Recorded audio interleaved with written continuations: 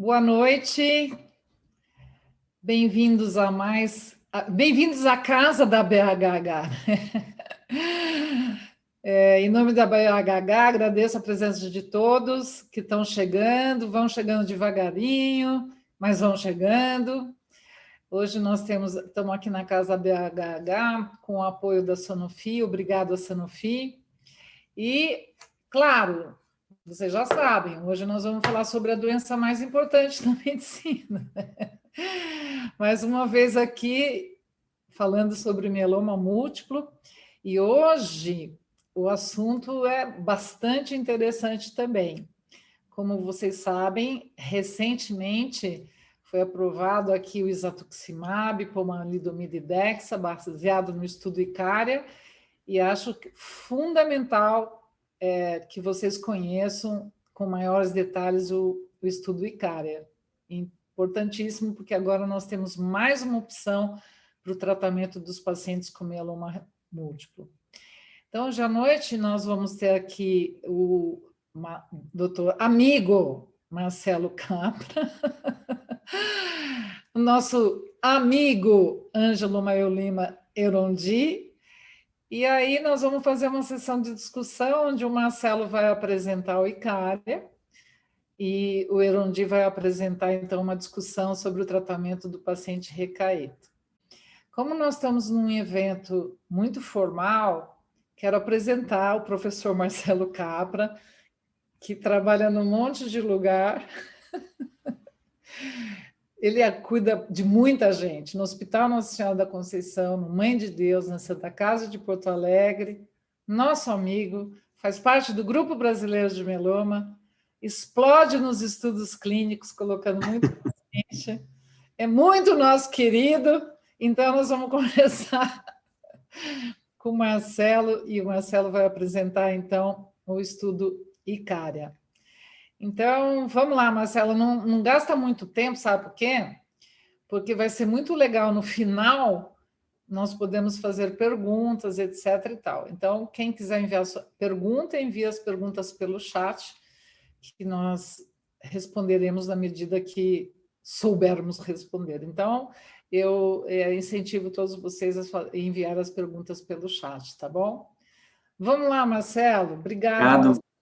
Obrigado, Vânia. Obrigado, Ângelo. É Sanofi. Eu vou, então, aqui, sem mais delongas aqui, compartilhar aqui minha tela.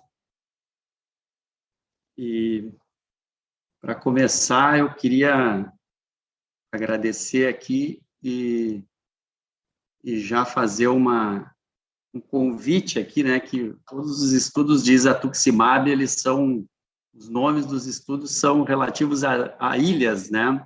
Então, aqui, convido o melhor lugar para poder entender o estudo e ler com calma é certamente na ilha, que é uma ilha grega, então, convido a todos, quando forem para lá, levar o estudo junto para poder ler com essa vista aí, que certamente vai ser mais interessante. Bom, aqui estão meus conflitos de interesse, né? Eu vou aqui, então, mostrar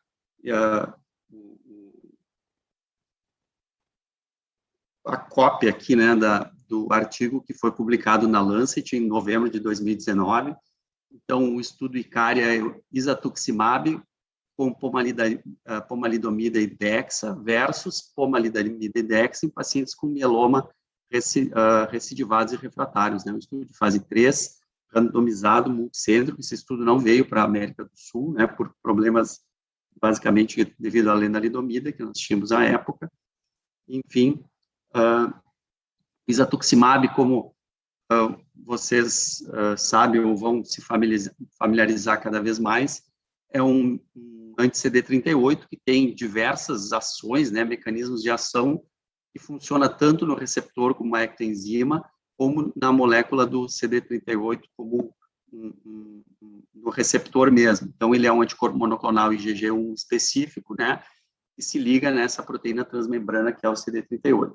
Tem múltiplos modos de ação, né, citotoxicidade independente de anticorpo, dependente de complemento, inibe a ectoenzima, atividade enzimática do CD38, tem efeitos imunomodulatórios e tem um efeito apoptótico direto, né? Mais ou menos quem já viveu aí a era dos anti-CD20, né, que tinham diversos mecanismos de ação, alguns com uma potência maior ou menor em cada um desses mecanismos, lembrando, claro, que atividade in vitro não necessariamente se traduz em atividade in vivo, então, mas é interessante ver como esses anticorpos têm diferentes potências em cada um dos mecanismos de ação.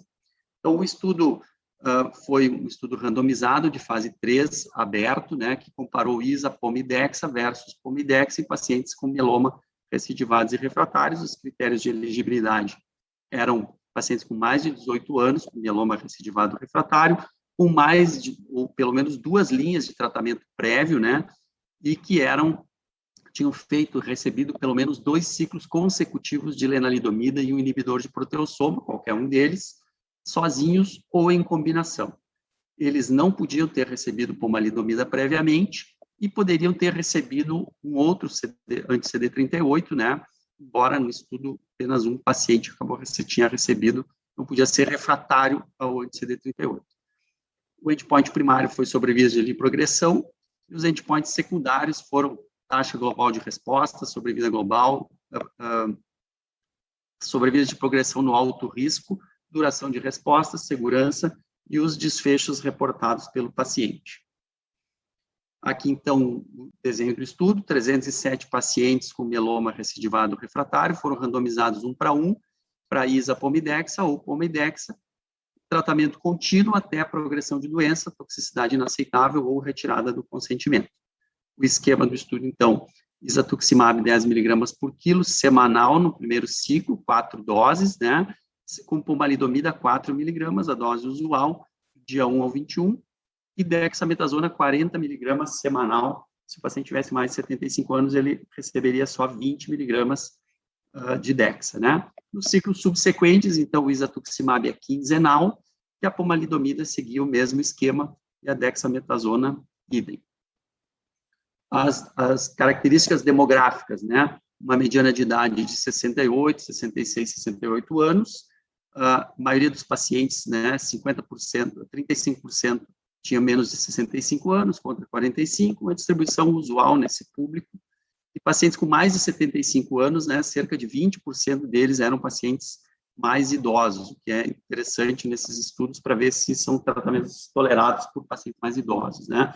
Uma história prévia de asma, ou DPOC, que foi uma questão importante, né, em outros estudos de anti-CD38, cerca de 10% dos pacientes tinham uma história de DPOC prévia, não foram excluídos, esses pacientes participaram do estudo.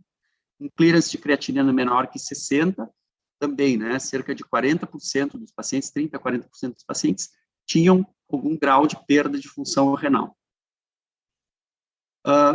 Aqui, um pouco mais estratificada essa questão da função renal no baseline, né, nós tínhamos cerca de 36% dos pacientes tinham menor que 60 de clearance de creatinina, mas tinham pacientes também com clearance menor que 30, né? Então, tinham pacientes que depois vão ser mais, melhor descritos mais adiante.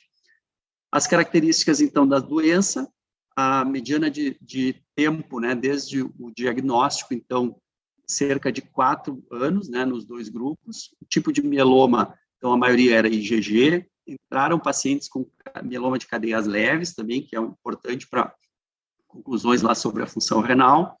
Estágio ISS ao diagnóstico, também uma distribuição mais ou menos equânime, assim, entre 1, 2 e 3.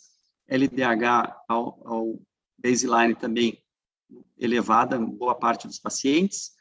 O RSS no baseline, também, a maioria deles estágio 2, e alto risco citogenético, que sempre é importante nesse tipo de estudo, né, cerca de 15 a 20%, né, e a maioria deles, no fim, era risco citogenético estándar. As terapias prévias, né, e estágio de refratariedade, então, a mediana de números de linhas prévias, 3, que é um paciente bastante tratado, né? Então, para esse tipo de estudo, obviamente, as conclusões são adequadas a esse público. 100% dos pacientes, como era o critério, né? eram previamente expostos à lenalidomida, inibidores de proteossoma. 90%, né, mais de 90% deles tinham recebido alquilante previamente. Cerca de 50%, 60% tiveram transplante autólogo dentro dessas linhas de tratamento, dentro dos seus esquemas de tratamento prévio, e a grande maioria, né, 95%, eram refratários à imunomoduladora, a grande maioria à lenalidomida, né, e boa parte deles também refratários a inibidores de proteossoma. Os duplos refratários também eram uma parcela significativa deles, né. Então, 93,5% dos pacientes eram refratários à lena e 73,4% eram os duplo refratários. Aqui à disposição dos pacientes, 150 pacientes para cada lado, de uma forma geral, né? Poucos pacientes com perda de follow-up, 87 do grupo da isapomidexa contra 114 descontinuaram o tratamento, a maioria deles por progressão de doença, e os pacientes incluídos na análise, obviamente, todos foram incluídos na análise de intenção de tratamento. A mediana de follow-up em meses foi de 11,6 meses, que variou de 11,4 a 12,2, né? Menos pacientes descontinuaram no grupo da isapomidexa do que da pomidexa, basicamente devido à progressão.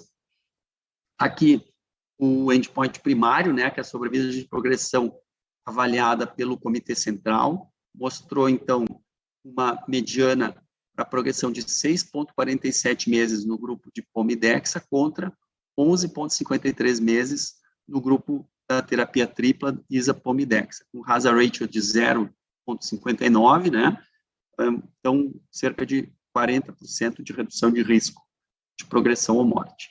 Aqui, a mesma curva, mas também aqui a curva da análise local, né, pelo investigador local, que foi muito parecida, mostrando, então, que foram muito superponíveis, na verdade, as conclusões, tanto do time central quanto dos investigadores locais.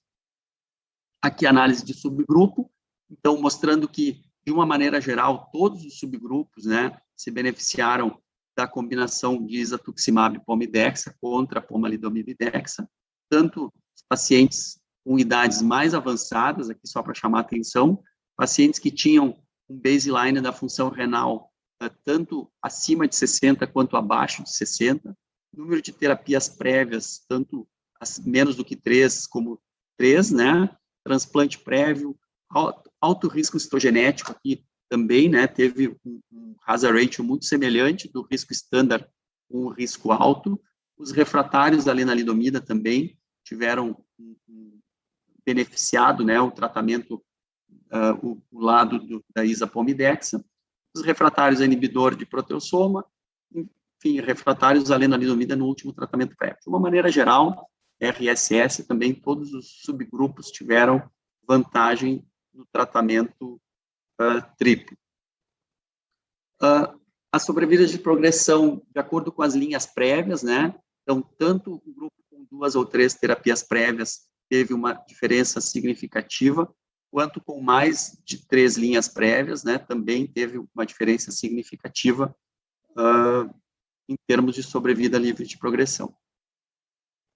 Resposta sumária aqui, a adição de isapomidexa, a adição do isa ao pomidexa resultou, né, numa melhora significativa na profundidade da resposta também. Então, a gente vê aqui que a taxa de VGPR ou mais foi 31,8 contra 8,5% no braço da pomidexa, né? O tempo mediano para a resposta, né, para a primeira resposta, foi de 35 dias no grupo do isapomidexa contra 58 dias no grupo da pomidexa. Também, claro, a taxa de respostas completas foi subestimada, né, por conta da interferência da proteína M do isatuximab, aliás, da mensuração da proteína M. Aqui, então, sobrevida global, também uma diferença com uma tendência, né, não atingiu exatamente significância estatística, mas também nesse grupo, né, um grupo de difícil avaliação, mas mostrando uma tendência de 63% contra 72% de sobrevida global em 12 meses. Tempo para o próximo tratamento também, 9,1 meses no grupo Pomidexa, e ainda não atingido no grupo da Isapomidexa. As terapias subsequentes foram diversas, né, mas basicamente alquilantes, o que era realmente esperado para esse grupo que já era refratário a diversas linhas de tratamento. A melhora da função renal, um outro aspecto importante dos anticorpos monoclonais, né, que é uma expectativa, inclusive foi publicado a segunda publicação desse mesmo estudo, uma análise de subgrupo especificamente sobre insuficiência renal.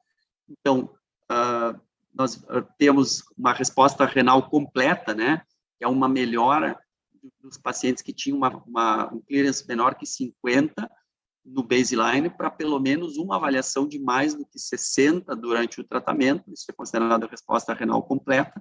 E a resposta renal sustentada, que era o paciente que partiu de menos de 50 e conseguiu manter essa resposta acima de 60 por pelo menos 60 dias. Então, a resposta renal completa no grupo da Isapomidexa foi de 72% contra 38%, e a resposta renal completa sustentada foi de 31% contra 19%. A exposição, né, ao tratamento do estudo, a duração mediana de tratamento foi de 41 semanas contra 24 semanas, né? Dose intensidade relativa foi de 92,3% do isatuximab, da pomalidomida foi de 85,1 contra 93,3, dexametasona também. As reduções de dose da pomalidomida foram um pouco maior no grupo da Isapomidexa do que no grupo da Pomidexa. As reduções de dexametasona foram relativamente semelhantes, né? Tempo de infusão do isatuximab na primeira infusão de 3,3 horas e depois de 2,8 horas, né? Segurança, então, grau maior do que 3, né, de eventos adversos acima de 3, foram de 86,8%, eventos adversos sérios de cerca de 60%, 50%, eventos adversos que levaram à descontinuação definitiva foram poucos, né, 7 contra 12%, e com desfecho fatal também, um percentual semelhante entre os grupos. Os eventos adversos, né, que foram presentes em mais do que 15% dos pacientes, foram, de uma maneira geral, né, um pouco, no caso aqui, diarreia, bronquite, pneumonia, foram um pouco maiores no grupo que usou isatuximab, e no grupo acima de grau 3, né, foram também um pouquinho maiores nesse grupo. De uma maneira geral, o perfil de toxicidade e segurança foi bem aceitável, né, condizente, assim, com as complicações esperadas nesse subgrupo. Anormalidades hematológicas, então, grau 3 e grau 4, a maioria delas, né, no grupo foram relativamente semelhantes, né, não teve grandes diferenças entre exceto aqui neutropenia, que foi mais frequentemente vista no grupo da Isapomidexa, e trombocitopenia, que foi semelhante, na verdade, não teve grandes diferenças. As reações infusionais se viu em todos os graus, cerca de 38,2%, né, mas apenas 2,6% de infusões grau 3 e grau 4, e todos os pacientes tiveram essa infusão na primeira, né, na primeira infusão, como é já conhecido nesse tipo de terapia. Escalas globais, né, de saúde, se viu que a qualidade de vida foi mantida durante o período de tratamento para ambos os braços, né, que são desfechos secundários, mas que são importantes para o paciente, e a sobrevida livre de progressão, de acordo com o status da função renal, foi também melhor no grupo que usou Isapomidexa em relação ao grupo que usou Pomidexa, tanto no grupo que tinham uma função renal abaixo de 60, né, assim como acima de 60, mostrando que a adição de Isa à pomalidomida e Dexa melhorou a sobrevida de progressão dos pacientes assim como na população total. Aqui as respostas completas renais duráveis, né, como eu tinha dito anteriormente, 71,9% contra 31,3%, e aqui as respostas do grupo da Isa-Pomidexa, e no grupo da Pomidexa, então, um número significativamente menor. Em conclusão, então, o estudo ICARE é um estudo de fase 3 randomizado, que demonstrou uma sobrevida livre de progressão, uma significativa aumento, né, da sobrevida de progressão, com o uso do isatuximab em combinação com o Pomidex, com mieloma recidivado e refratário. A sobrevida livre de progressão com Isa-Pomidexa é observada, né, nessa população, demonstrou um benefício consistente em todos os subgrupos, né, incluindo pacientes com LENA refratários, alto risco citogenético, com perda de função renal e pacientes idosos. O benefício clínico observado com o Isa-Pomidexa em relação a outros parâmetros, como uma tendência na sobrevida global, que ainda não atingiu, né, a mediana, mas, enfim, mostrou uma tendência. As respostas tumorais ocorreram mais rápido no grupo do isatuximab, e a profundidade de resposta também se correlacionou com desfechos mais de longo prazo. O perfil de toxicidade foi manejável, né, e é uma opção, então, nova aí no tratamento dos pacientes com mieloma recidivados e refratários. Vânia, vou te devolver a palavra, então. Marcelo, muito obrigado, excelente apresentação, com essa nova opção de tratamento, então, para os nossos pacientes com mieloma múltiplo. E agora, então, o Erondi vai mostrar para vocês, para a gente encaixar essa história, então, da combinação do isatuximab, pomalidomida e dexa, onde podemos encaixar essa combinação. Então, eu queria apresentar para vocês o professor Ângelo Maiolino, da Universidade Federal do Rio de Janeiro, coordenador de hematologia do grupo, já esqueci o nome do grupo. Américas Oncologia. Américas Oncologia, porque também tem um monte de coisa, do Gibran, do International, todos vocês já conhecem, mas realmente vocês agora vão estar com Erondi. Erondi, cante a sua música, então. Muito obrigada, Erondi. Vou cantar aqui, vou cantar mesmo. Só vou... Tudo bem. Só aguarde um pouquinho que eu vou compartilhar minha tela aqui, que estava aberto o arquivo, e agora eu vou ter que... Então, enquanto o Erondi está se preparando, eu queria dizer para vocês que nós estamos esperando que vocês enviem suas perguntas no chat para animar a nossa noite, tá bom? Vocês estão vendo minha tela? Estão? Sim. Beleza, Nata, porque eu estava...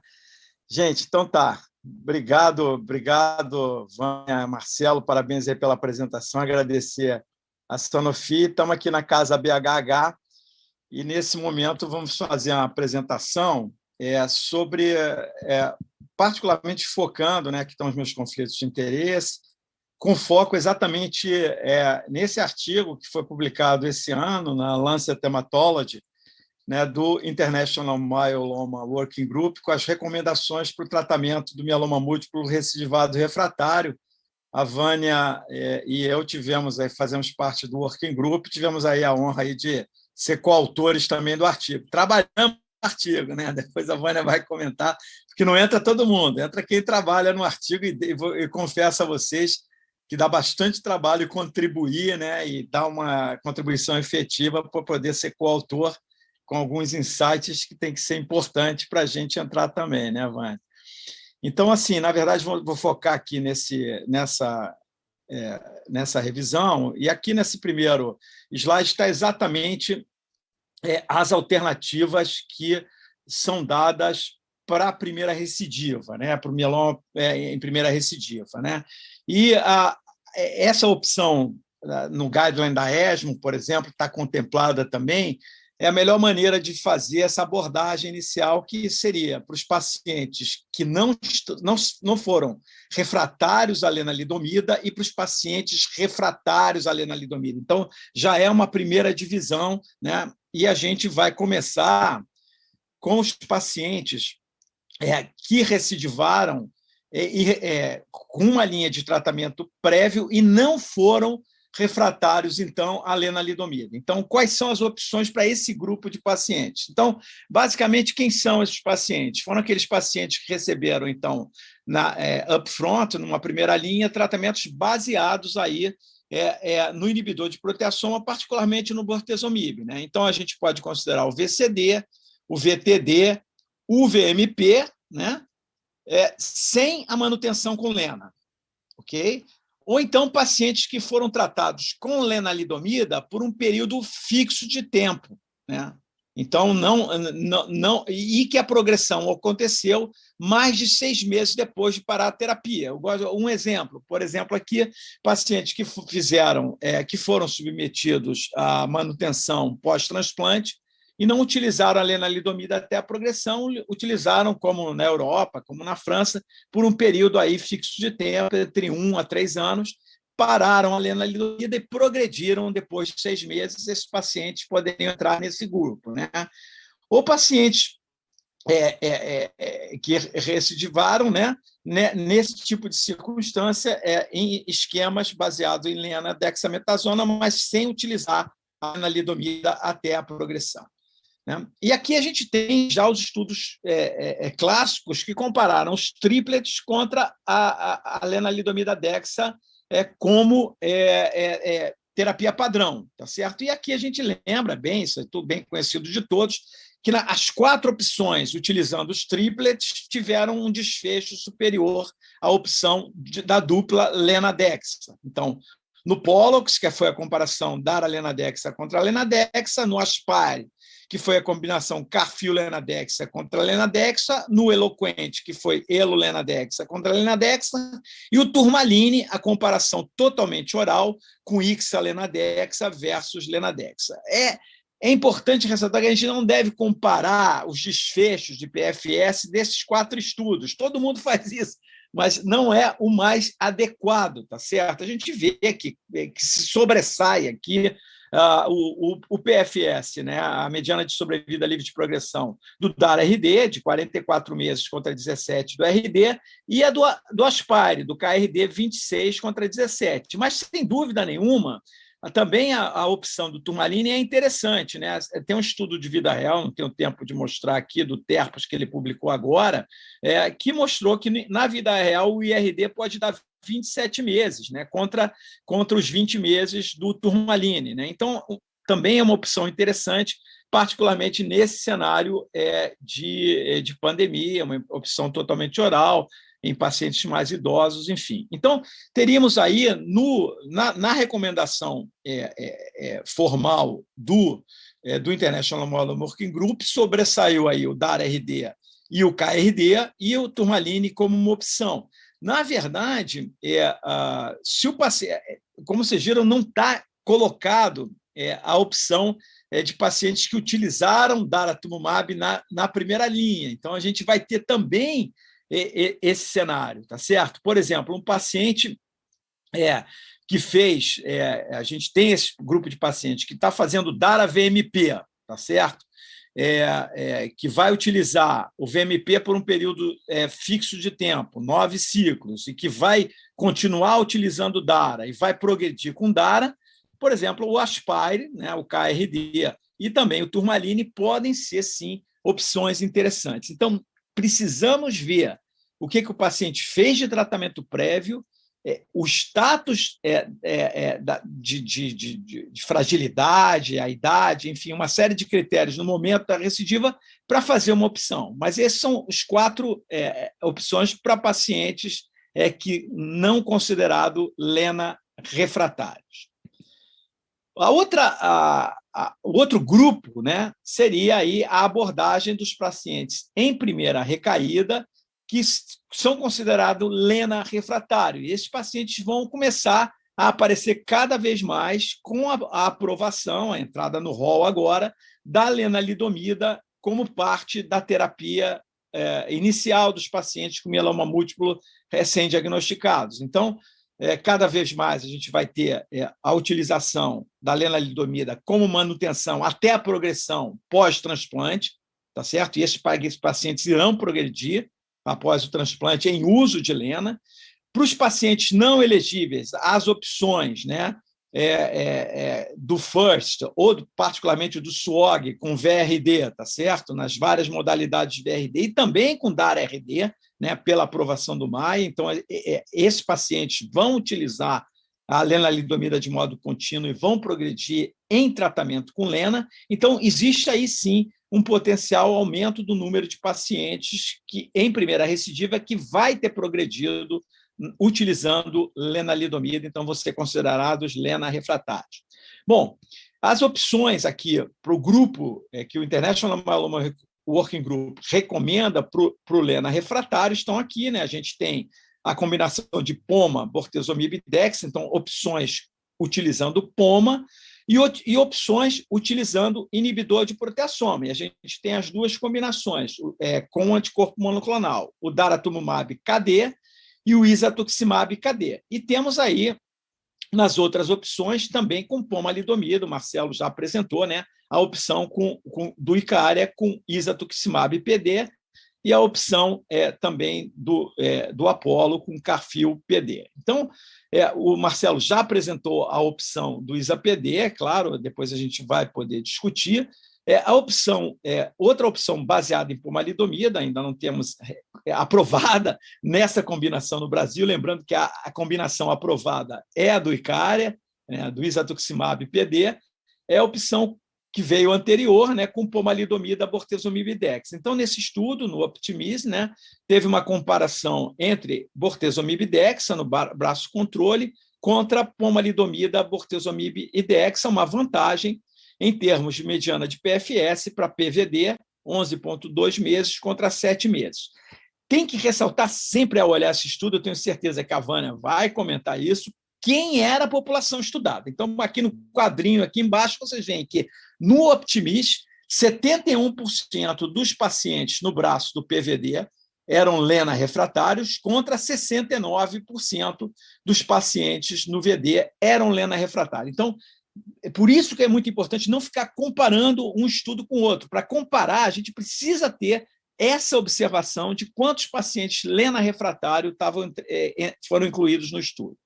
Quando a gente vai olhar para o grupo de pacientes que entraram no Optimize com apenas uma linha de tratamento prévio, né, o desfecho fica um pouco melhor, tá certo? Então, assim, nessa comparação, no caso, na primeira recidiva, o PVD dá 20,7 meses de mediana de sobrevida livre de progressão contra 11 meses no VD, um hazard ratio de 0,54, o que representa aí uma redução de 46% do risco de progressão ao óbito, favorecendo o PVD quando comparado ao VD. É claro que VD não é aí, a gente sabe, uma opção, um braço controle que hoje em dia a gente considera, particularmente num grupo de pacientes mais com grau de que não seja freio. Na verdade, assim, nessa opção do duplet certamente é inferior à opção com 3 drogas. Indo já para as opções com inibidor de proteasoma, a gente vê a opção utilizando o carfilzomib. O primeiro estudo, então, e recentemente também já aprovado no Brasil, a opção do Candor, né, que comparou carfilzomib, daratumumab, carfilzomib dexa contra carfilzomib dexa, e a gente vê aí uma vantagem do dado atualizado aqui no último ASH, 28,6 meses para o KDD contra 15 meses para o KD, tá certo? Então, aqui a gente vê uma vantagem clara para o KDD quando comparado ao KD. E a gente observa aqui, mais uma vez, a importância de olhar nesse quadrinho para os pacientes que eram lena refratário, né? Então, a gente olha aqui claramente o paciente lena naive, por exemplo, a mediana de PFS não foi alcançada para o KDD e foi de 21 meses para o KD, quando para o grupo de pacientes lena refratário bateu naquela mediana de 28 meses para o KDD contra 11 meses para o KD. Né? Então, essa seria uma outra alternativa. E, em breve, esperamos ter também alternativa com o isatuximab, com o ISA-KD, tá certo?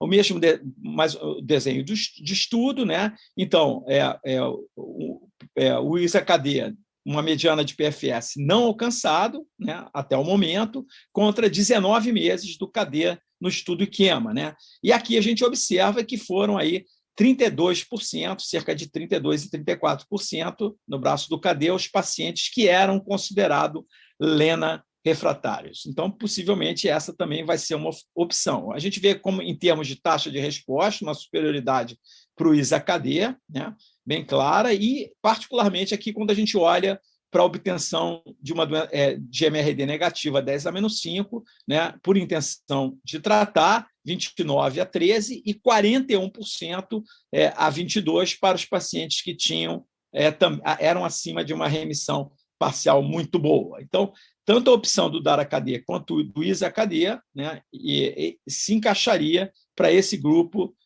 de pacientes LENA refratário, como opções utilizando inibidor de proteasoma, e teríamos aí, felizmente, aí já a aprovação do ICARA, do ISA-PD, como uma opção utilizando a pomalidomida. Bom, mais desafiador, né, vai ter esse cenário cada vez mais se aproximando da gente, né, que seria já para o grupo de pacientes com mieloma recidivado refratário que receberam 2 ou mais linhas de tratamento prévios. A gente imagina que daqui a 2 anos, pelo menos aí, no setor privado, vai haver um aumento da utilização da lenalidomida, do bortezomib, do carfilzomib e de anticorpos monoclonais, quer dizer, o isatuximab e o daratumumab, como primeira linha, ou pelo menos na primeira recidiva. Então, a gente vai chegar à primeira recidiva tendo utilizado praticamente esse conjunto aí de fármacos nas suas diversas combinações. Então, na verdade, vai haver, sim, uma necessidade não atendida, né, e está bem identificado, para esse grupo de pacientes em segunda ou recaídas subsequentes. E aí a gente vê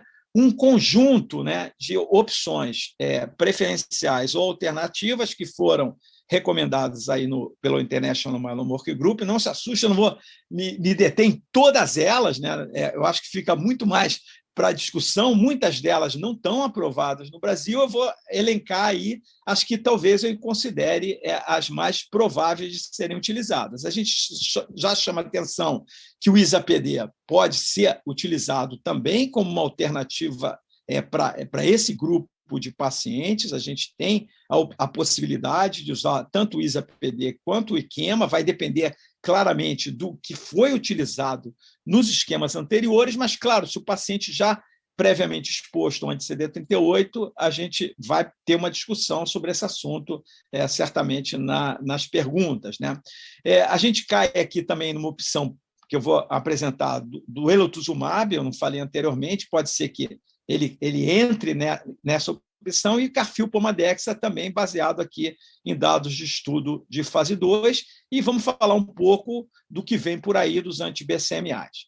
Aqui está o estudo eloquente, então a gente vê, não, uma mediana de PFS só de 10 meses, mas é uma vantagem clara para o grupo controle com pomadexa isoladamente, né? Mas claramente a gente olha que é uma população com 2 ou mais linhas de tratamento prévio, 90% dos pacientes era LENA refratário. Então, há sim uma vantagem em adicionar, e 68% dos pacientes duplo refratário.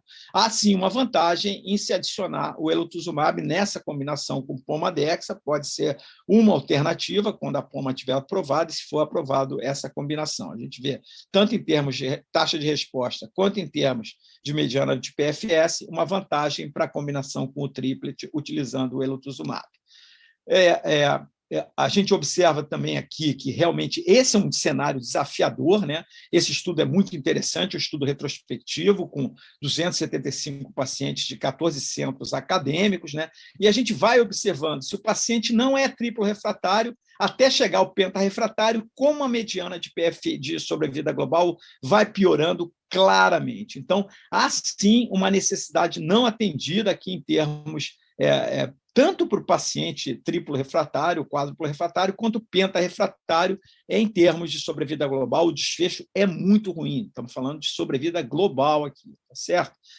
Bom, Dentre os anti-BCMAs, vamos falar um pouquinho, né, o que está mais próximo agora, né, que é o belantamab mafodotin. Esse é o estudo que foi o estudo pivotal, o estudo fase 2, o DREAM-2, que comparou duas doses de belantamab, a dose de 12,5 e a dose de 3,4. Vocês podem observar que foi um grupo de pacientes com mieloma recidivado com 3 ou mais linhas de tratamento prévio, refratário ou intolerante a imunomodulador, inibidor de proteasoma e anti-CD38, e a gente vê aí uma taxa de resposta satisfatória de 31%. Claro, tem os eventos adversos, principalmente a queratopatia, em 27% dos pacientes, mas esse estudo deu aí, lançou, né, o belantamab, já está aprovado pelo FDA e pelo EMA, e aqui no Brasil também a gente está com os estudos em andamento, né, os estudos que a gente pode depois comentar, o estudo DREAM3 e o estudo DREAM7 em andamento. Pode ser que a gente tenha aí uma aprovação regulatória do belantamab mafodotin também no Brasil em algum tempo, em breve, né? Concluindo aqui, a gente, claro, tem aí uma das estrelas aí dos anti-BCMAs, que são os CAR-T-cells. Esse aí foi apresentado na ASCO do ano passado, uma comparação entre os 3 CAR-Ts, né, o IDCL, o Orvar, Autolecel e o Cartitude, né, o JNG, né? E aí a gente observa que nessa comparação dos três tipos de CAR-T, né, os grupos eram mais ou menos equivalentes em termos de idade, de alto risco citogenético, e a gente observa um dado extremamente importante, que é esse que está aqui, a mediana de linhas de tratamento prévio, né? Então, nesses estudos entraram pacientes com 6 linhas de tratamento prévio, variando de 3 até 18, né? Triplo refratário, a maioria absoluta, 84% a 94%, a necessidade de alguma terapia ponte, né, em quase 2/3 de pacientes, de 63 até 88, e aqui está a propriedade aí, de cada uma desses CAR-Ts. Em termos de segurança, claro, lembrando as complicações relacionadas à infusão do CAR-T, a síndrome de liberação de citocina, muito frequente, a neurotoxicidade, os ICANS, né, a neurotoxicidade e os quadros aí de infecção e de citopenia, que tem que se ter uma particular atenção, né? Em termos de eficácia, já concluindo, né, a gente observa aí uma taxa de resposta global bem considerável, chegando a 100% de taxa de resposta global aí no CARTitude, taxas de resposta de maior qualidade, remissão completa estrita, né, de 33% até 86%, sempre no CARTitude, a taxa de MRD negativo a 10-5%. O PFS, a gente sabe que o follow-up ainda é relativamente curto para esses estudos, vai estar atualizado,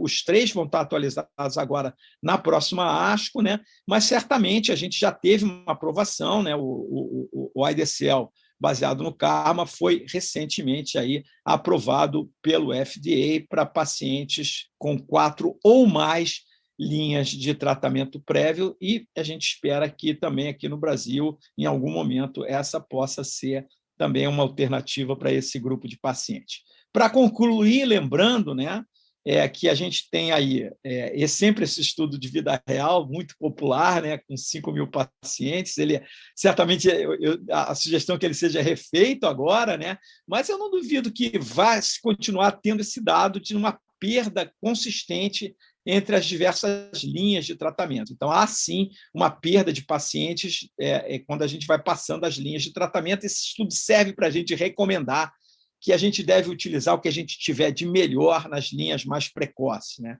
Não adianta nada ficar aguardando e guardando medicamento para as linhas mais tardias. A gente fica feliz de ter aqui no Brasil as novas alternativas,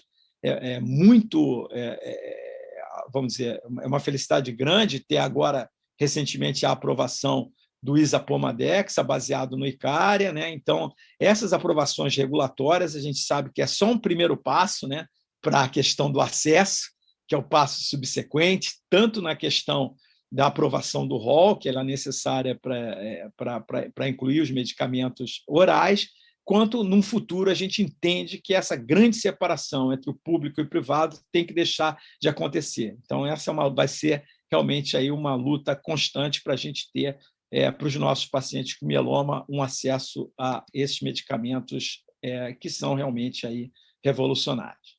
Era isso, então, gente, que eu queria falar para vocês. Muito obrigado, viu? Vou devolver a palavra para a Vânia. Ai, Erondi, quase que eu não vim, porque eu pensei que eu fosse a Jane. Jane, de volta. Eu não atendo se você me chama de Ângelo. Uma vez você fez isso, eu fiquei completamente nas nuvens. Excelente. Eu acho que assim, essas recomendações, a gente sempre tem muita dificuldade, né, quando a gente está discutindo as recomendações todas, mas acho que as recomendações do International Myeloma Working Group, as recomendações do ESMO vão ajeitando a cabeça da gente de uma certa forma para ajudar a ir alinhando, né? Porque para quem vive no mundo do mieloma toda hora, ok, mas para quem que não vive, que não faz só mieloma, faz outras doenças, eu acho que essas recomendações têm sido assim muito úteis, porque na verdade, se vocês tiveram oportunidade de ler os 2 artigos, tanto esse das recomendações do International Myeloma Working Group, como as recomendações da ESMO, é bem legal de ler, porque você tem... todos os estudos estão lá, né, Irondi? Eu acho que é uma boa leitura, né? Na verdade, nas recomendações do grupo europeu, do ESMO, do IRA, etc. e tal, você tem tudo, né? Desde primeira linha até a recidivado de primeira linha e tal. Aqui, a discussão é só de recaído, né? Então, você consegue ter... E a verdade é o seguinte, que esse artigo saiu e já tem mais coisa para falar, então vai ser sempre assim, né? Tem um monte de coisa para falar. Eu estou aqui esperando muitas perguntas, mas o Marcelo quer falar uma coisa para você. Eu, apesar de já ter visto a apresentação de Cária, ter lido o artigo, você me chamou a atenção para uma coisa que eu não tinha me dado conta. Fiquei até... Eu não sabia que nesse estudo poderia entrar os pacientes que tivessem sido expostos ao anti-CD38 da daratumumab. Então, poderia ter, só que só entrou um, é isso? Eu sou, Marcelo. Teve um paciente só, né, que entrou no estudo, mas não era um critério de exclusão, né, ter sido exposto. Ele não podia ser refratário, mas podia ter sido exposto. Então, Não, acho que eu, na verdade, não tinha me dado conta disso, apesar de ter lido, apesar de ter visto os slides. A hora que você falou, eu falei, oi? Daí, bom, seguramente foi porque é uma questão de contemporaneidade, né? Na época, você não tinha uma quantidade, você não tinha tantos pacientes expostos ao anti-CD38, né? Porque o período de inclusão desse estudo foi o quê? Foi 2017, 17 e 18. Se a gente pensar, na verdade, o anti-CD38 da daratumumab foi aprovado, acho que para recaída, acho que 2016 foi... Por aí, isso aí. Mas, não, a hora que você falou, eu falei, até porque quando você lista os tratamentos anteriores dos pacientes, não aparece o anti-CD38 lá, né? E aí eu falei, não, eu achei um bom ponto, entendeu? Porque, na verdade, não incluiu, porque não tinha paciente exposto naquela época, né? Mas seria um dado legal, né? Porque a gente aquela coisa que a gente fica sempre perguntando, será que o paciente que foi exposto ao anti-CD38, depois foi exposto ao outro, numa outra combinação, se tivesse mais pacientes, teria um ponto a mais para a gente tá conversando, né? E tá discutindo. E aí, nesse desenho do estudo, é impressionante como a gente olha, e quando vê uma pessoa apresentando, a gente enxerga outras coisas. É muito legal isso. E isso foi Então, uma observação bem legal, Marcelo. é, A gente não tem a pomalidomida aprovada no Brasil, mas a gente acaba tendo acesso ou em estudo clínico ou em ação judicial que os pacientes fazem, etc. e tal. E eu acho que eu acho que é uma droga extremamente importante, óbvio. Agora, eu fiquei um pouco curiosa também, Marcelo, como você estudou tudo, sabe, desse assunto totalmente, aprendi aqui com você. Eu acho muito a pomalidomida tem muito evento adverso hematológico que a gente sabe, né? Então, tanto que a gente viu que você tem bastante grau 3 e 4 lá de neutropenia, principalmente, dá uns 60% 3 e 4. Eu não sei se eu perdi, peço perdão para você. Mas tem alguma coisa quanto que foi necessário reduzir dose, principalmente de pomalidomida, por conta disso? Por que eu estou falando isso, Marcela? Porque na prática, quando a gente usa pomalidomida, tem pacientes que a gente nem começa com a dose recomendada, a gente já começa com uma dose mais baixa. Mas, na verdade, é porque a gente acaba usando em paciente já muito refratário também. A gente não usa em paciente assim, após 2 linhas, a gente usa 3, 4, 5, entendeu? Nesse estudo, tem algum dado, você lembra de algum dado que fala dessa redução de dose da poma? Tem. A redução de dose foi de 43% no grupo, redução de dose de pomalidomida, né? 43% reduziram dose no grupo do isapomidexa contra 24% no grupo da pomidexa. Então, teve reduções, assim, em ambos os grupos, né? Mas no grupo isapomidexa foi maior essa redução. Parte pela neutropenia, né? Geralmente, toxicidade hematológica mesmo da poma, né? Combinado com o anticorpo monoclonal. Mas eu acho que foi bastante manejável por conta de que não teve tanta descontinuação do estudo. Exatamente. Isso quer dizer, porque a dose final, né, a dose intensidade relativa foi de 85,1% no grupo da isapomidexa, né, contra 93%. Então, foram reduções, mas a maioria não levou a descontinuação, na verdade, né, que não, eu entendi que foi bastante manejável, mas fiquei curiosa, que eu falei assim, nossa, não lembro quanto que foi de redução, mas eu acho que tem lá descrito, porque eu acho que para a gente, na verdade, quando a gente não está tão adaptado a uma determinada droga, a gente sempre fica muito atento a isso, né, para a gente ter o manejo ter o manejo da droga, né? Mas aí, o Marcelo, e a outra coisa eu queria muito eu quero perguntar para você e para o Erondi. Na verdade, eu sou muito tentada em usar anticorpo, o anti-CD38 mais poma mais Dexa, na primeira recaída e não na segunda. Vocês não são também? Naquele paciente que fez, vamos dizer, um VRD, transplantou, fez uma lena de manutenção, a gente é bem atentado a usar um anti-CD38, um isatuximab pomidexa, por exemplo, né? Vocês não são? Eu sou. Não, o resultado, sem dúvida nenhuma, na primeira recidiva, você vai ter um desfecho melhor quando você olha o grupo por intenção de tratar, né? É sistemático isso, né?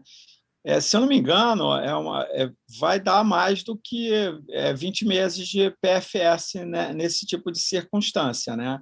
Ainda que o paciente tenha sido lena refratário. Depois também você pensa num esquema também relativamente bem tolerado, né? Quer dizer, você tem aí uma droga oral, né? A poma, né? E você consegue fazer um manejo adequado, né? Você não vai estar reutilizando inibidor de proteasoma. Eu acho que vai estar um pouco nisso, né, Jane? É uma competição de usar o novo imunomodulador quanto o inibidor de proteasoma. E uma coisa que foi você estava no Marcelo, que chamou a atenção, uma coisa importante, que essa do Dara, eu fiquei maluco quando eu vi, do CD38. Tem paciente que entrou, aí quando eu vi era um só, falei, não, aí... Mas uma coisa que chama muita atenção, e me chamou a atenção lá atrás, em algum momento, foi de olhar bem para os grupos de pacientes, né? De quem está incluído no estudo. Senão você começa a comparar a PFS de uma coisa contra a outra, né? E você tem ali, entrando paciente com 2 ou mais linhas de tratamento anterior, e você tem ali 30% contra 80% de Lena refratário, né? Entendeu? Quando você compara os estudos com Iquema, Candor, Icária e Apolo, vamos dizer assim, né? Você acaba vendo diferenças de PFS, né? Entre os grupos com POMA e os grupos com CAFIL. E aí, quando você vai olhar quem foi tratado, é diferente, né? Acho que seria... Quer comentar isso aí? Porque acho que você chamou bastante atenção sobre isso, né? Eu acho assim, a gente sempre fala que não pode comparar e acaba comparando, né? Mas eu acho que é muito importante, nesse momento, a gente não tem mesmo como comparar. A gente tem que estar olhando quem que está naquele... Então, o meu olho vai direto para quem é aquele grupo de pacientes, entendeu? E tem um outro dado que é extremamente importante, né? Ser exposto, ser refratário, por exemplo, um duplo refratário, faz toda a diferença do mundo, e a gente vê isso na prática também, né?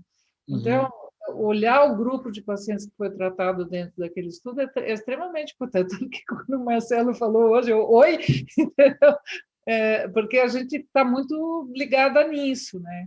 E acho que realmente não é uma questão de ficar comparando o PFS de cada estudo, nem é olhar o grupo de pacientes que entrou naquele estudo, é esse olhar, não tem o que discutir, né? É esse olhar.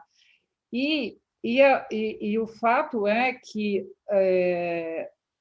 nós nunca vamos saber qual é a resposta para o anti-CD38 Pomidexa como primeira recaída, porque esse dado não existe, nem existirá, porque os estudos, tanto com isatuximab e como o DARA, eles foram desenhados, mas só entrou paciente, o Icária foi desenhado para paciente após 2 linhas, né?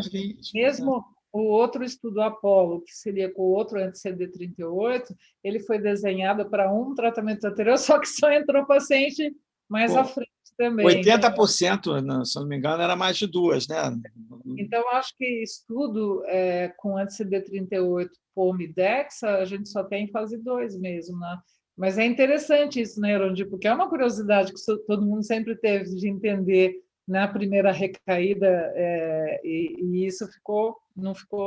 Se você olhar para o PVD, né, para o Optimism, tem uma diferença muito grande na verdade, entre a primeira, né? Eu mostrei aí, acho que é 20 contra... Então, assim, fica essa dúvida, né? Eu acho que, e certamente eu acho que a gente estaria autorizado a usar mediante a aprovação, né? Concorda? Eu acho que sim, né?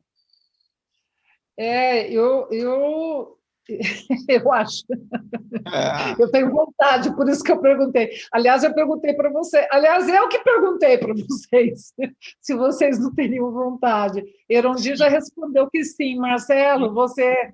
Oh, gente, esqueci que eu tenho que olhar as perguntas aqui. Espera aí. O Marcelo não tem vontade de usar na primeira recaída? Não, certamente, né? Certamente. Eu não sei como a aprovação veio para 2 linhas, né? Mas certamente esse dado é certamente melhor do que paciente polirrefratário, como foi o caso do estudo, né? Que entrou paciente duplo refratário, enfim, um percentual grande, muitos tinham transplantado, então um paciente duro, né? Mas certamente o paciente que fez VRD, por exemplo, na primeira linha com transplante e recaiu na manutenção, né? Seria um paciente, claro, tem várias opções para ele, né? Mas é uma opção interessante, né? Agora, uma coisa que eu pensei aqui, que é sempre bom lembrar que a definição de lena refratária, né? Lena refratária, eu acho importante lembrar que independe de dose, independe porque se está na manutenção, se não está na manutenção, porque isso é uma dúvida que sempre surge. Lena refratária é aquele paciente que está usando lena e, dependendo da dose, teve progressão em uso da lena ou até 60 dias depois que parou a lena, né?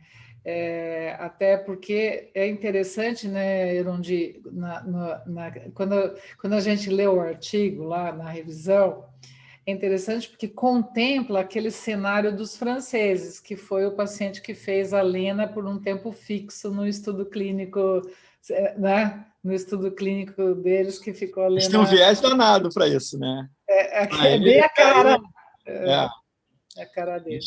Eles partem dessa premissa e aí acaba que fica aquele... O paciente pode fazer lena de novo, né? Uhum. Agora, eu volto a insistir nessa questão de que a gente precisa olhar muito o que o paciente fez de tratamento antes de tomar essas decisões todas, mesmo, não tem a menor dúvida, e cada vez mais, entendeu? E óbvio que um outro dado legal é da insuficiência renal. Eu acho que tem várias subanálises do ICARA que são interessantes, e uma delas é a avaliação também da alteração renal. Eu acho que esse dado é bastante interessante dos pacientes com... até porque a gente sabe que a pomalidomida para paciente com alteração renal, você pode ter determinadas dificuldades do ponto de vista de redução de dose, tarará. No entanto, você olha ali que no Isopomidex teve vocês não acharam interessante esse dado? Eu acho interessante essa subanálise de acordo com a função renal desses pacientes também. Deixa eu falar para vocês aqui. Esse comentário aqui. Na verdade, o comentário aqui é: boa noite. Excelentes apresentações. No mieloma, sempre ficamos entre a cruz e a espada, a depender do local onde prestamos serviço, público versus privado. No SUS, como tem sido o manejo de vocês desses pacientes refratários? Eu vou dizer uma coisa, só tem uma opção, estudo clínico. Vocês podem responder, por favor. Não tem outra opção. Claro, sempre o estudo clínico é importante, né? E tem um problema, né, Jane? Infelizmente, agora, vários estudos estão exigindo a exposição prévia à lena, né? Então, isso tem acontecido, isso tem me deixado, o Marcelo pode comentar isso também, um pouco ansioso, porque até nisso a gente pode começar a ter essa exclusão, né? Felizmente, pelo menos o sufoco aí do bortezomib, a gente superou, né? Porque seria um negócio assim se a gente não tivesse bortezomib incorporado no público, mas a diferença está muito grande. A gente precisa realmente ter algum tipo... Estamos tendo pelo Comitê de Acesso, a BHH, enfim, a gente está tentando trazer outras incorporações, né? Eu acho que, sem dúvida, a incorporação da lena, por exemplo, teria que chegar em algum momento, até por essa razão, né? Dos próprios estudos clínicos, né, Marcelo? Essa questão aí também... Você atua também com pacientes do SUS, né? A gente tem as... Pode falar, desculpa, Vânia. Não, eu falei da questão do estudo clínico, até porque foi o que a gente tem feito ultimamente. Num estudo clínico, por exemplo, que vocês também participam, por exemplo, o que a gente tem no Brasil hoje para estudo clínico de recaído? Com Belamaf, né, que num estudo clínico o paciente tem que estar exposto ao bortezomib lena, no outro estudo ele não precisa estar... pode ser na primeira recaída e tal, que entrou um monte de paciente do SUS no DREAM7 exatamente por essa característica. Mas, infelizmente, no SUS, agora tem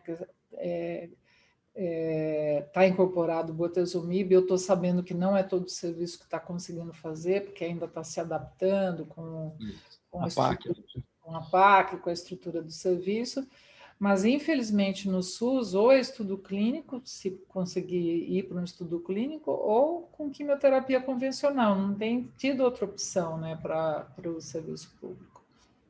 Desculpa, Marcelo.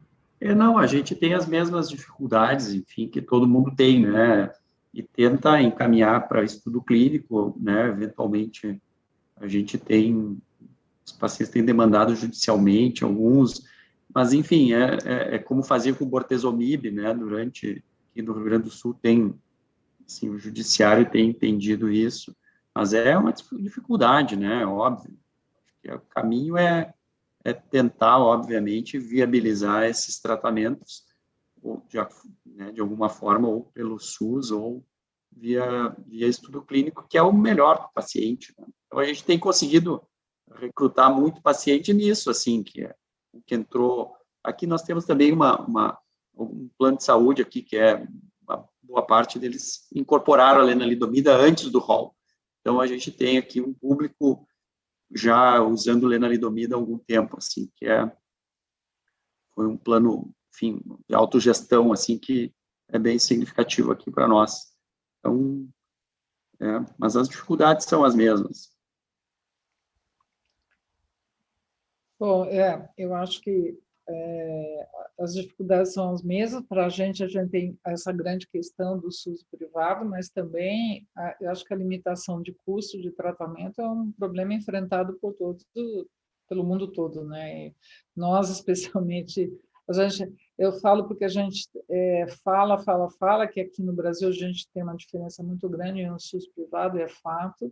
A gente tem constatado que a sobrevida global mediana do paciente do SUS é inferior do privado. Certamente não é uma questão de droga, uma questão de diagnóstico, uma questão, é um problema enorme que a gente tem que se esforçar para tentar aproximar tudo isso, que não é fácil, né? Enfim. Bom, a gente está aqui passando do tempo, né? Porque eu acho que a gente terminaria às 20h30, são 20h37. Marcelo, seu último comentário. Bom, eu queria saudar aí a todos e agradecer o convite, né? E acho que agora, com essa nova opção de tratamento, eu acho que a gente começa a ter, assim, a entrar, digamos assim, num bom problema, né? Que é escolher dentre, né, todas essas opções, e o novo rol trouxe diversas opções novas. Aí eu acho que agora a gente tem um bom problema, que é poder oferecer o tratamento mais adequado, assim, com mais condições, né, de boas respostas aí para os nossos pacientes. Então, fico muito feliz e queria novamente agradecer aí e dar boa noite aí a todos já antecipadamente. Irondi. Bom, estou me vendo aqui na outra telinha, dentro da casa ABHH, né? Esperando que no final do ano, no EMO, né, Jane, que você vai ser presidente do EMO esse ano, que eu fique numa verdadeira casa ABHH em pessoa. Eu vou de qualquer jeito, né, que a gente tenha lá a nossa casa lá no Transamérica, né? Saudade aí de todo mundo de estar presente. Os modelos de webinar eu acho que são bacanas, mas num mix, né, com o presencial, né? Então, realmente muita vontade que isso aconteça. E essa questão, né, o progresso dentro do mieloma é incontestável, né? Hoje em dia é desafiador você tratar mieloma recidivado, refratário, tendo as opções, né? Então, a escolha das opções, realmente, é claro, o guideline da ESMO, esse do International Myeloma Group, é uma roteirização, né? A gente tem lá realmente, do ponto de vista de aprovação regulatória, a satisfação de ter esse conjunto aí de fármacos aprovados no Brasil, para quem viveu a época da rejeição da Lena, né? Quando a gente lembra disso, né? E ficamos aí anos com a única opção do bortezomib e talidomida. Claro que é um momento melhor, mas temos, como vocês falaram, a questão da diferença entre o SUS e o privado, que a gente tem que lutar mesmo para conseguir ao menos, reduzir nos próximos anos, em benefício dos nossos pacientes. Obrigado aí, Jane, Marcelo, prazer estar aqui com vocês. Boa noite a todos. Bom, quero voltar a dizer que nunca esteve nem está longe de todos nós a diferença que a gente tem no Brasil entre o SUS e o privado. Acho que é próximo de todos nós, né? Então, se hoje a gente está aqui discutindo um novo estudo, uma combinação de novas drogas, e etc. e tal, mostrando resultados, não quer dizer que nós não estamos de olho nos pacientes do SUS e batalhando por isso, cada um do seu jeito. O BHH, através de toda a sua diretoria, se esforçando para aproximar o tratamento. Então, às vezes, pode parecer que a gente está discutindo alguma coisa que seja muito inatingível para todo mundo, mas eu posso dizer, como eu sou a mais velha aqui, eu posso dizer isso para todo mundo, que há muitos anos todo mundo luta para melhorar o tratamento no SUS, não é nada simples, porque não depende só da boa vontade de todo mundo, depende de um cenário enorme. Agora, eu aprendi na minha vida que a gente também não pode privar de quem tem acesso, ter acesso aos melhores tratamentos. Então, acho que a diferença é muito grande entre o SUS e o privado, é verdade. O que a gente pode fazer por isso é lutar por isso, de todas as formas, mas também nós não podemos privar as pessoas que têm acesso aos melhores tratamentos de terem os melhores tratamentos e de tudo isso ser discutido na mesma mesa, né? Então, eu acho que eu falo isso porque eu já vivi de todos os lados e acho isso mesmo. Acho que tudo tem que ser discutido, o melhor tratamento para os pacientes em todos os cenários. Quero agradecer, em nome da BHH, a presença de todo mundo, ao apoio da Sanofi. Quero dizer que esse ano não está sendo fácil, como o ano passado não foi, mas que o Hemoplay 2021 promete também ser um sucesso. Compareça. Obrigado, Marcelo. Obrigado. Obrigado. Boa noite a todos. Boa noite. Tchau, tchau. Se cuidem aí. Boa noite.